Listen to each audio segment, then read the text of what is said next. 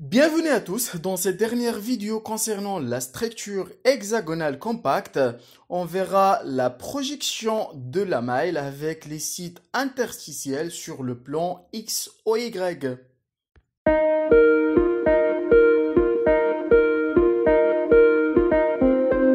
La première des choses à faire, c'est bien sûr de faire la projection des atomes qui sont dans le plan 0 et bien sûr la projection des atomes qui sont dans le plan 1. Et donc voilà, donc nous aurons, ce sont les atomes qui forment la maille, donc c'est 0, 1, donc que ce soit Z est égal à 0 et Z est égal à 1.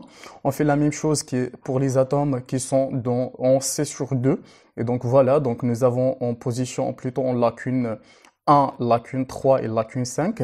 Comme je viens toujours de dire, on peut bien remplir les autres lacunes, mais si, par exemple, j'ai le choix entre les lacunes 1, 1, 3, 5, ou bien les lacunes 2, 4, 6.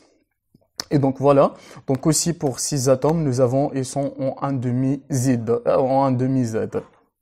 Après, passons maintenant au site tétraédrique qui se trouve dans le plan A8e. Donc, si je fais la projection, on aura quelque chose comme ça. Donc, nous avons les sites tétra qui sont en 1/8e et aussi les sites tétra qui sont en 7/8e, ce qui va changer les coordonnées de Z. Et donc, on aura ces coordonnées suivantes. Donc, nous avons un site tétra en 1/8e. Nous avons un atome qui forme la maille hexagonale en 1/2 et un site tétra en 7/8e. Donc, c'est la même position.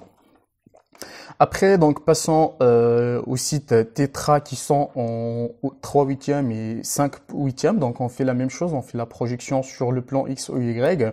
Donc, ils seront dans la même position que les atomes dans le plan 0 et les atomes dans le plan 1.